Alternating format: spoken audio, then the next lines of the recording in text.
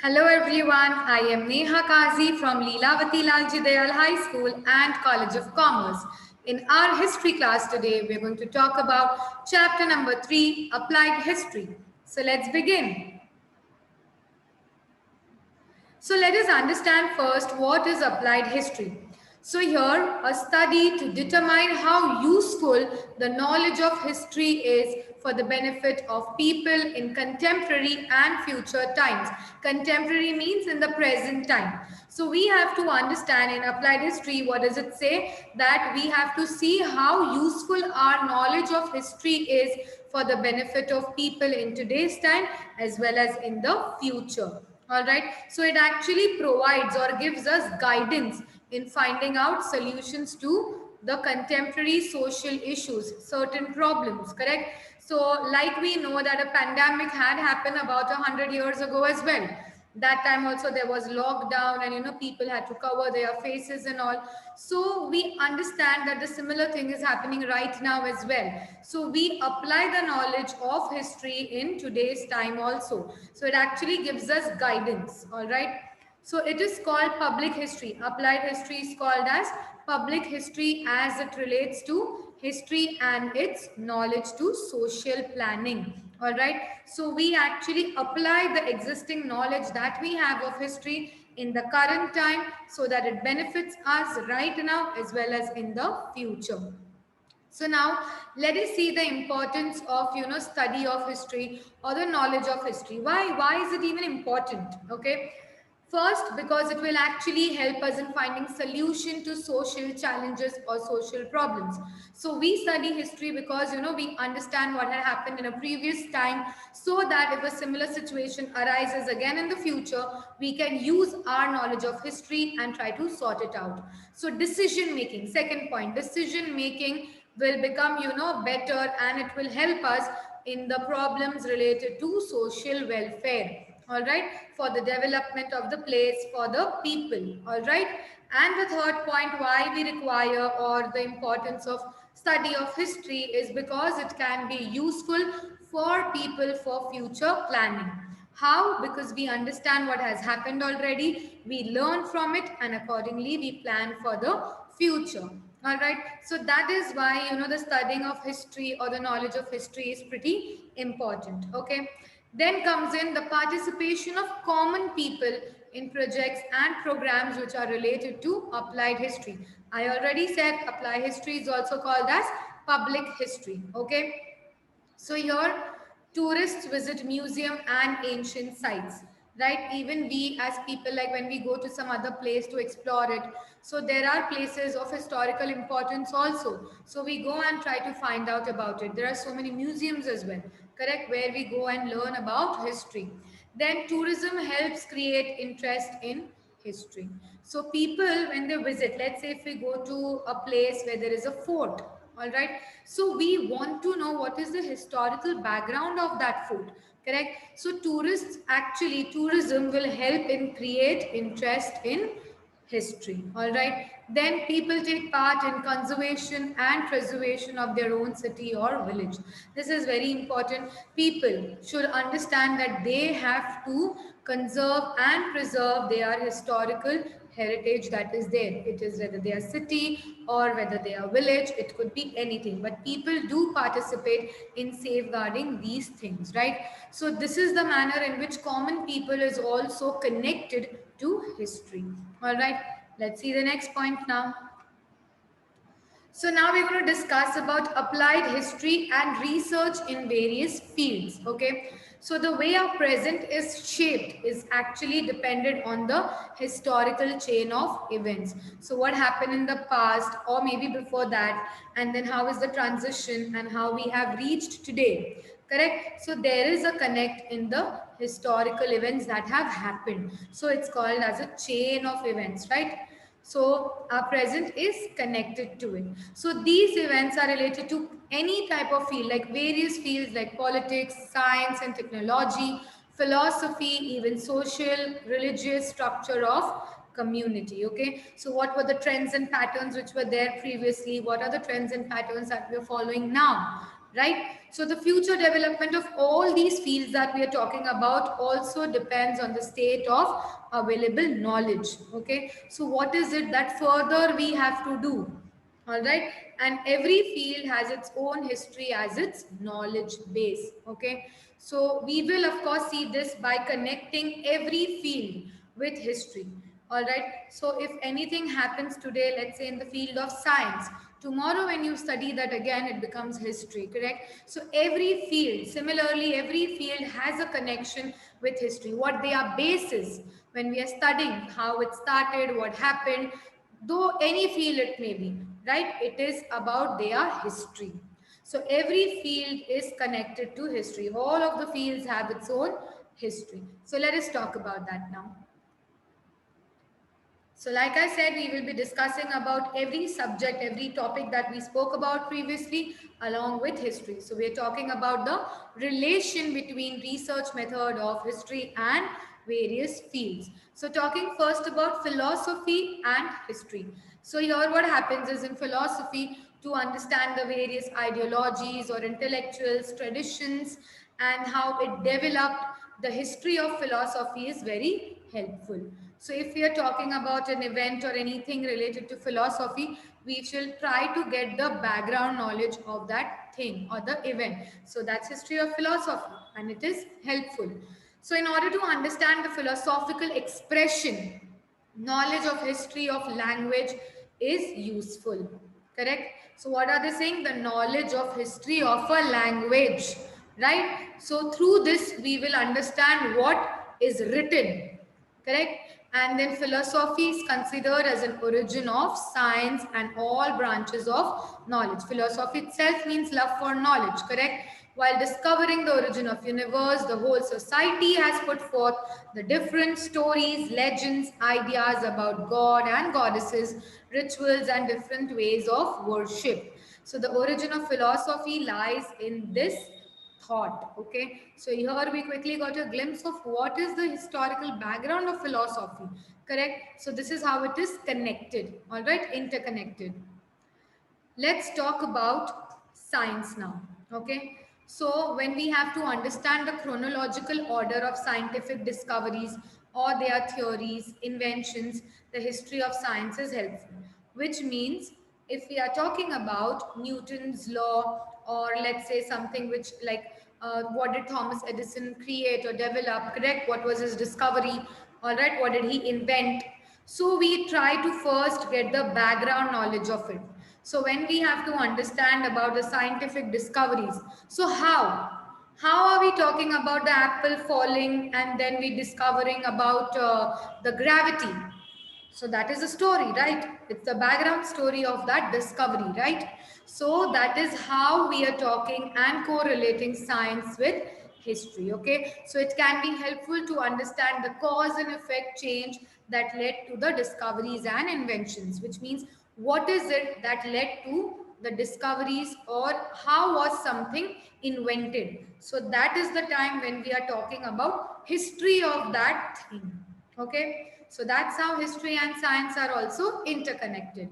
Let's proceed ahead and talk about technology first. Okay, so technology and history, it will help us in understanding the changes and their causes in the field of agricultural production, commodity production, architecture and engineering. So here if you see, when we are talking about technology, we will know, first we'll see what happened in the past, what were they doing, and now we have to progress. So what is it that is required? So everything, all the changes and the causes in the field of agriculture, commodity, or even architecture, engineering, all these things will become beneficial to us. All right.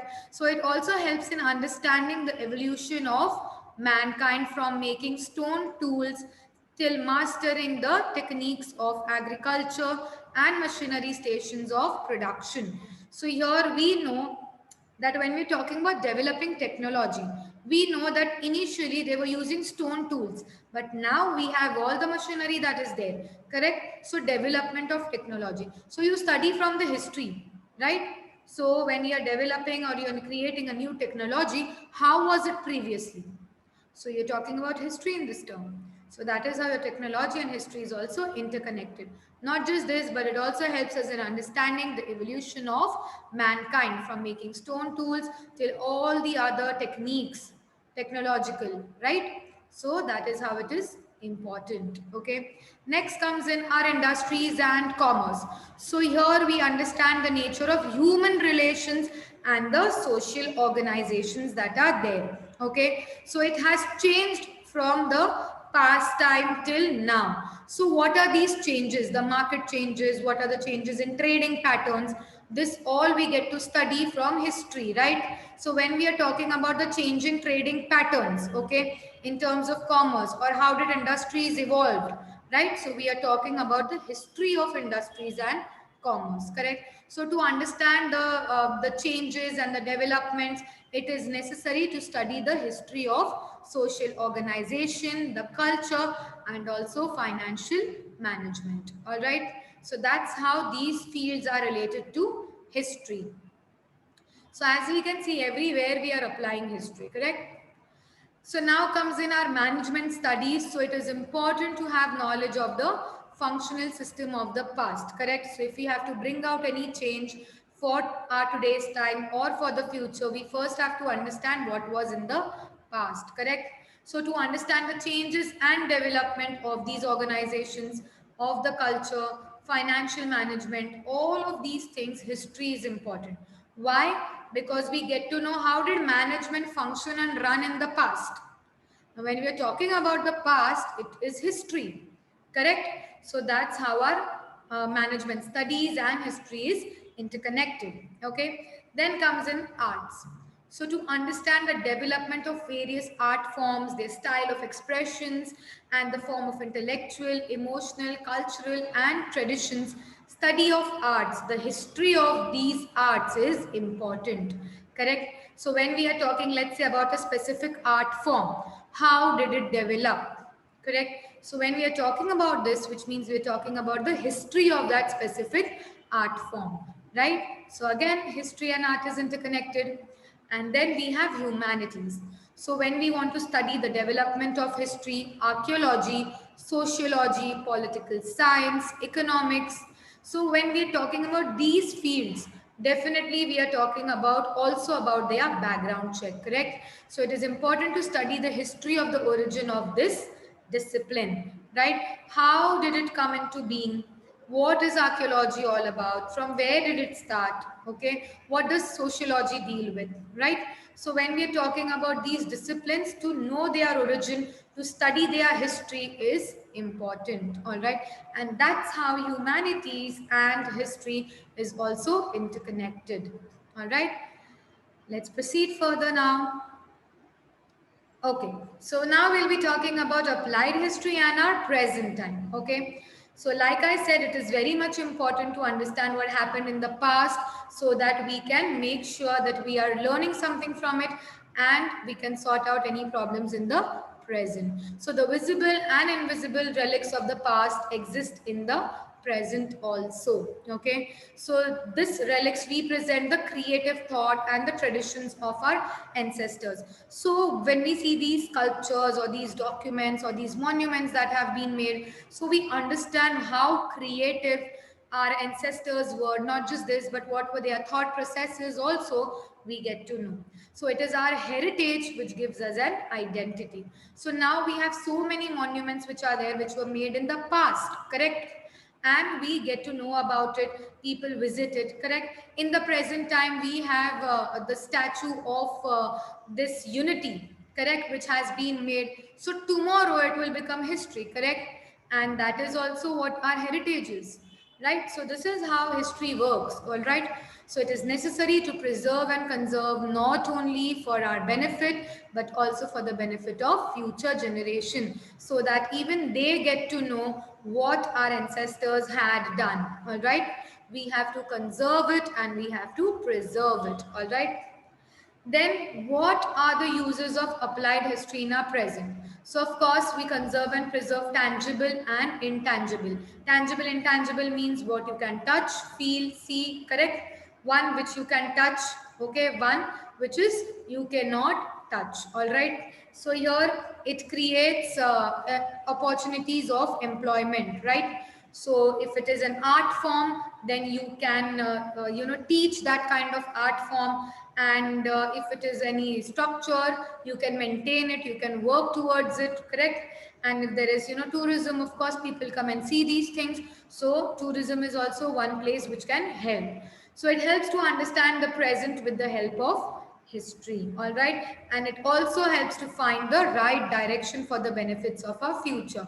Why? Because we are taking the help of what had happened in the past and trying to understand and learn, so that we can sort out the presence that we have, present problems that we have, and then it will benefit our future also. So that was about applied history and our present time. Now let's talk about management of cultural and natural heritage. Okay. So like we said, we have tangible and we have intangible culture. Okay. So now here if you see in cultural heritage and natural heritage, these are the two things. All right. Cultural, we have tangible and intangible, and natural, we have flora, fauna, ecology, geomorphic characteristics. All right. So let's first talk about the cultural heritage. See, we have to maintain this, we have to manage this. All right. India gets a lot of tourism because of our culture and heritage. All right. So let's see tangible. I told you what you can touch. Okay. So ancient sites are there, buildings, monuments, artifacts, manuscripts, sculptures, paintings. These are all tangible cultural heritage. All right. Intangible will be your oral traditions, languages, all right, the traditional knowledge which we have, then the customs and traditions which we follow, festivals that are there, performing arts, which means your dances and all which are there, then traditional skills, okay, which are passed down from generation to generation, and of course communities, groups. All right, all of this will be intangible cultural heritage. And natural heritage, it's the flora, fauna, which means the plants, animals, the environment, ecology. All right, your topography and all these things will come under natural heritage. Okay, so let's proceed and see how do we manage this. Before that, let us see the list of World Heritage Sites that we have. So, to preserve and promote our natural and cultural heritage for the benefit of the future generation, UNESCO, the global organization, have given certain directives. Okay, so we have to maintain it, we have to take care of it, conserve it, preserve it, so that it will be there for our future generation also. So on the basis of those directives, the list of sites, traditions are declared as World Heritage. In English, also students, you'll have a chapter which deals with World Heritage and a complete pattern of how a place, okay, gets selected as a UNESCO site, World Heritage. You can go through that from your English textbook, all right? And the list of all these World Heritage sites is there in your history textbook as well. So you can go through that also. Then from India, we have temples, caves, we have the Taj Mahal, all these architectural wonders and national parks that are there. There's Valley of Flowers and there's the Kars Plateau. We have the Taj Mahal. So many things are there, all right? Then in Maharashtra, we have Ajanta, Vellore, Gharapuri, and then we have Chhatrapati Shivaji Maharaj Terminus and Kars Plateau in Satara. So all these things include in the World Heritage Site. So when I said Chhatrapati Shivaji Maharaj Terminal, it's here in Mumbai, correct? So these are all World Heritage Sites which we have to maintain for our future, not just for us, but also for our future generation. All right, let's proceed. So how do we conserve and preserve this? All right.